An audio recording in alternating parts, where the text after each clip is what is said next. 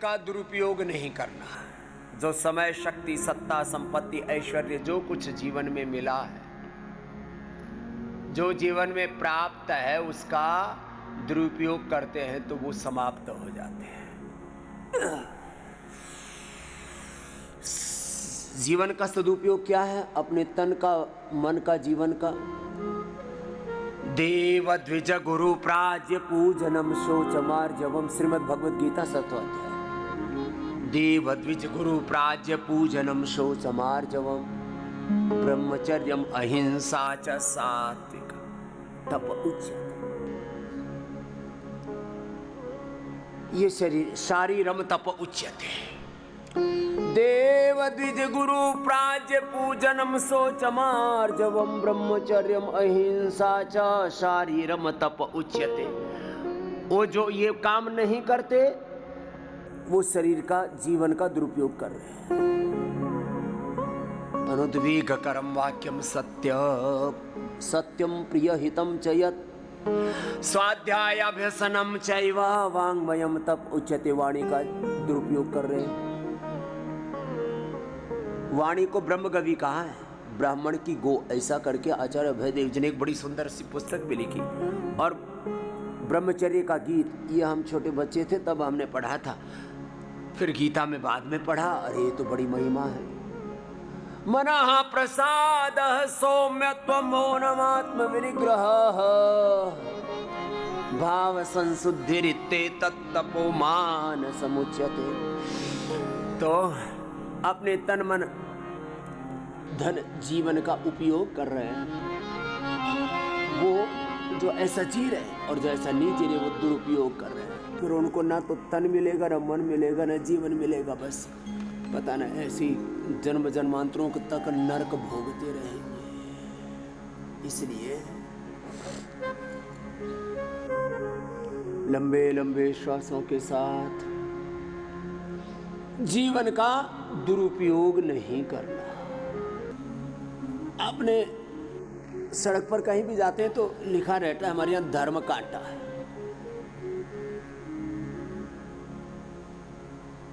और दुकान में आजकल तो इलेक्ट्रॉनिक आ गए, पहले तगड़ी वाले कांटे होते थे।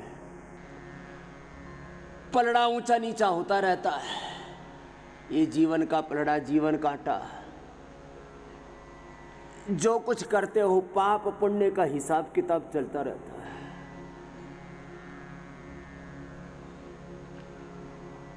जब भोग भोगते हो तब तुम्हारा जीवन का पलड़ा घाटे में चला जाता है।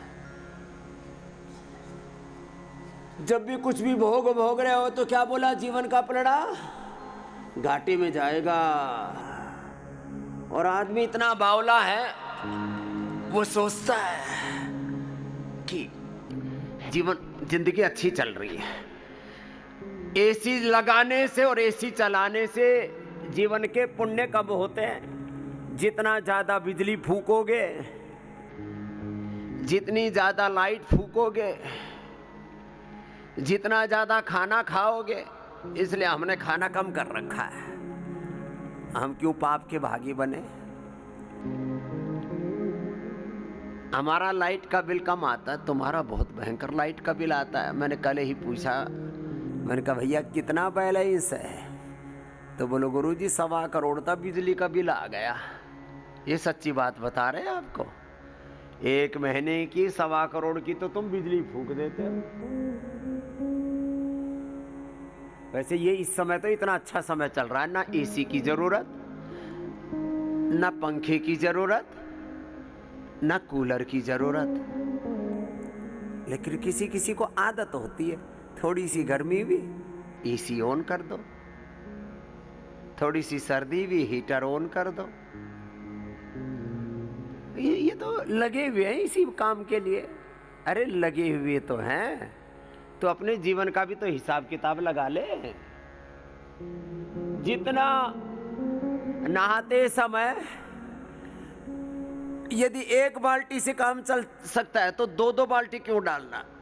सुबह नहाना चाहिए, लेकिन नहाने के नाम पर 10-20 बाल्टी पानी नहीं बहाना चाहिए। हाँ, बोले यहाँ तो कोई पानी की कमी थोड़ी है। बात पानी की कमी की नहीं है, तुम पानी का दुरुपयोग मत करो। जल ही जीवन है, एक एक बूंद के लिए दुनिया तरस रही है पगलो, और तुम 10-10 बाल्टी बहा रहे हो। खाना चाहिए 100-200 ग्राम। और हमारे साथ एक पढ़ता था सदानंद, 5 किलो राशन पाट देता था, सच्ची 5 किलो खाता था। फिर हमसे बोलता था, देखो इस सूखे सड़े से बोलते थे हमको। हम खाते थे गिन के 1 या 2 रोटी, और वो ऐसे 42 ऐसे बिलांद बोलते हैं ना, यूं लेयर लगा के खाता था, 20, 25, 40, 50 रोटी जितनी आ जाए। हाँ? राशन के दुश्मन, अरे राशन नहीं आसन कर ले, भोजन नहीं भजन पर ध्यान कर ले। 99% लोग अपने आप को शरीर माने बैठे हैं, इसलिए सुबह से सांझ तक शरीर को ही सजाते संवारते रहते हैं। शरीर तो आपके व्यक्तित्व का 0.1% घटक है। मूलतः आप आत्मा है।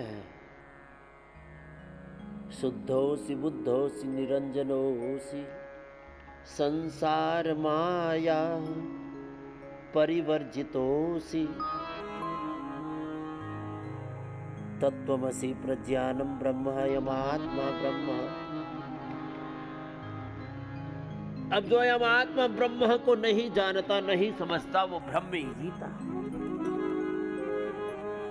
और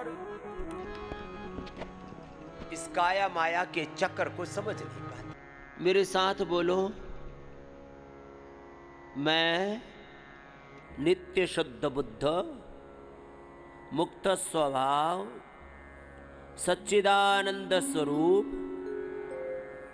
राम स्वरूप कृष्ण स्वरूप ब्रह्म स्वरूप ज्योति स्वरूप सुखमय शांतिमय आनंदमय आत्मा हूँ।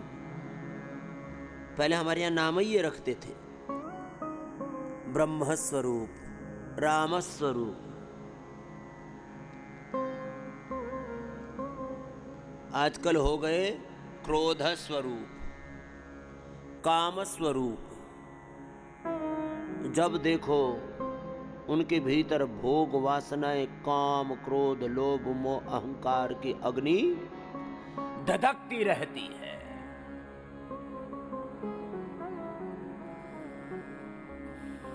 पहले नाम रखते थे योग निधि, अब हो गए रोग निधि भोग निधि। अरे भैया काहे उल्टा पुल्टा कर रहे हैं? अपना हीन मूल्यांकन कदापि न करना।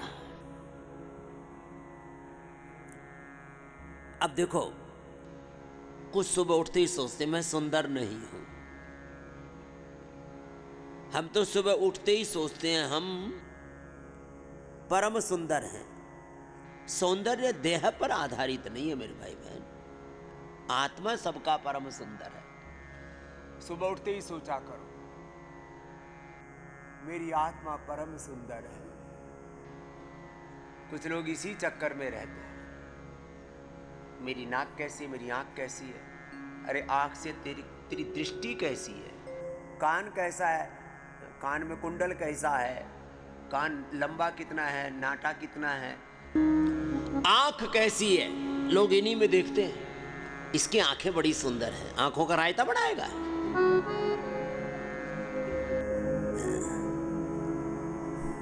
कान का छाज बनाएगा। नाक तेरी लंबी होगी तो लंबी सी छींक मारेगा, छिड़क मारेगा। इसकी नाक नख बड़े अच्छे हैं।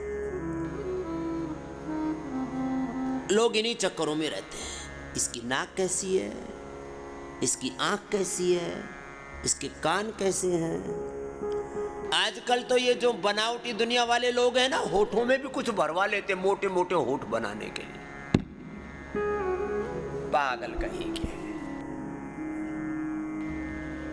अरे तेरी जुबान पर यदि भगवान का नाम नहीं आता तो कितने होठ मोटे बनवा ले, मोटी बुद्धि के मूर्ख नादान कहीं के। किसी के खोपड़ी पर बाल पूरे हो हमारी तरह से तो राजी न रहना, और उड़ जाए तो केश कांते लगा लेना, और फिर भी किसी के उड़े जा रहे हैं तो बढ़िया, आपने एक लोटा पानी में स्नान हो जाएगा, क्यों चिंता कर रहा है।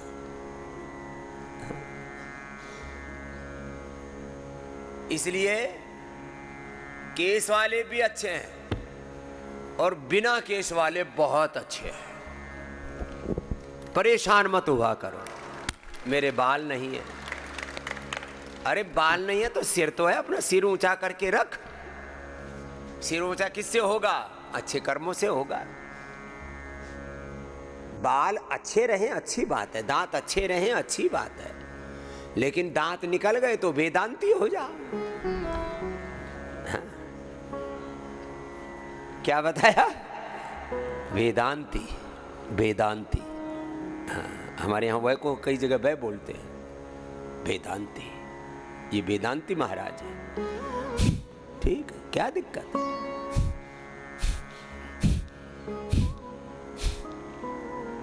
इन चक्करों में मत रहना। इसका चेहरा मोहरा कैसा है, इसका चरित्र कैसा है, चेहरे को फिल्टर कर लेते हैं। वो फिल्टर करके एक लड़की पहुंच गई अपने प्रेमी के पास में, पता लगा 60 साल का बूढ़ा हुआ मिला।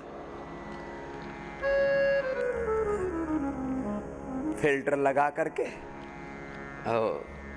बोले आप कौन? बोले मैं वही हूँ। बोले तू कौन? बोले मैं वही आपकी फेसबुक की लवर। बोले मैं तो ऐसे ही टाइम पास कर रहा था, तू यहाँ क्यों आए? भागे यहाँ से, मेरे भी डंडे पड़ेंगे। आजकल लोग इन्हीं चक्करों में पड़े हैं, फिल्टर लगा करके फेस ठीक कर रहे हैं। अरे तुम्हारा तन कैसा है, तुम्हारा उससे ज्यादा महत्वपूर्ण है तुम्हारा मन कैसा है, जीवन कैसा है, चरित्र कैसा है। चित्र बढ़िया खींचना चाहिए।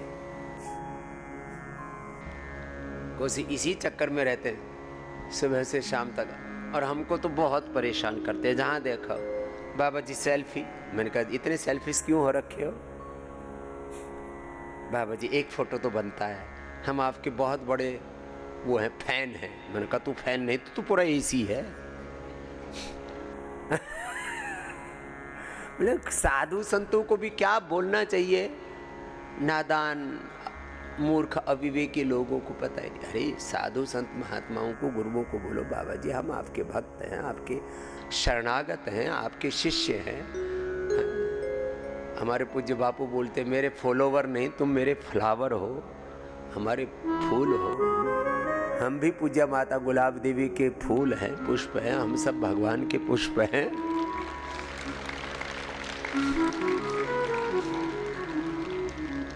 और प्रेम, माँ अपने बेटा बेटी से प्रेम करती है, उनका चेहरा मोहरा देखती है।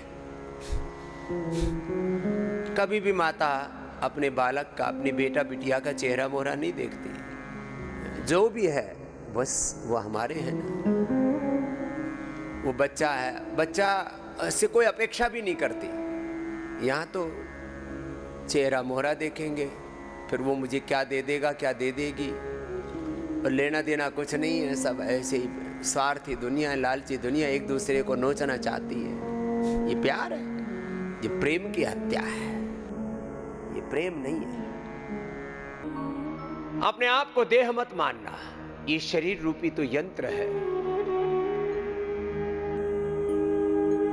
ये स्वस्थ रखो बस, फिर जैसा है सबका बॉडी का स्ट्रक्चर जेनेटिकली जैसा मिला हुआ है। कोई लंबे हैं, कोई नाटे हैं, किसी का चेहरा कैसा है, किसी का चेहरा कैसा है, किसी की गर्दन कैसी है, किसी का अंगुलियां कैसी हैं। कौन इन्हीं चक्रों में रहते हैं। इसकी अंगुलियां ऐसी, इसका अंगूठा ऐसा, इसके पैर ऐसे, इसके पैर वैसे, इन्हीं चक्करों में बात सरफेस पर जी। जैसे भी हो पूर्ण स्वस्थ रहो। 5 फीट हाइट है, 5.5 है, हमारी तरह से 5 फीट 7 इंच है, किसी की 6 फीट की हाइट है, 5 से 6 के बीच में हो ना, बतेरा है। हाइट कितनी है, वेट भी कम ज्यादा रहेगा थोड़ा बहुत। हाँ, हमारी तरह से हमारे चक्कर में भी मत आना कि मेरे को बाबा जी जैसा पेट ही बनाना है। कुछ हमारा पेट ही देख करके बाबा जी हमको अपना पेट ही दे दो, ले लो, ले जा। अभी मैं तुम्हारे तो चिपका नहीं सकता, तुम्हें ही अपना चिपकाना पड़ेगा, नीचे ले जाना पड़ेगा।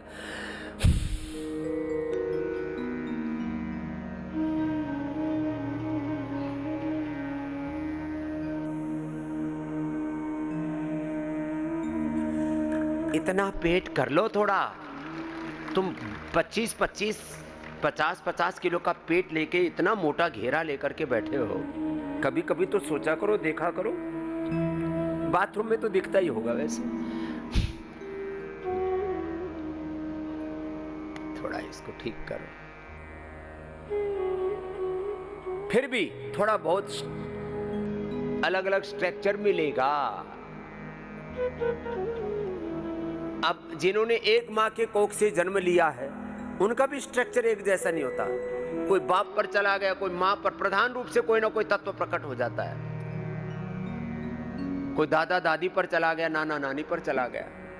शरीर पर ध्यान रहना चाहिए इतना सा, मुझे बीमार होकर के नहीं जीना। क्या बोला? मुझे बीमार होकर के, थोड़ा हाँ, बीमार होकर के नहीं जीना। और किसी कारण से कोई बीमारी आ भी जाए तो बोला बहन जी आ तो गई, हे माता जी, हे रोग देवता, आ तो गया, अब भाग यहाँ से, तेरे लिए मेरे भीतर जगह नहीं है। मोटापा आ गया, बीपी शुगर आ गया, थायराइड आ गया, लिवर किडनी की बीमारी आ गई, उसको भगाओ। मुझे रोगी होकर के नहीं जीना है, योगी होकर के जीना है, उपयोगी होकर के जीना है। मुझे भोगी होकर के नहीं जीना, कामी होकर के नहीं जीना, क्रोधी होकर के नहीं जीना, मोही होकर के नहीं जीना, अहंकारी होकर के तो कतई नहीं जीना। मोह सकल व्याधि न कर मूला, तिन तय पुनि उपजई बहु शूला।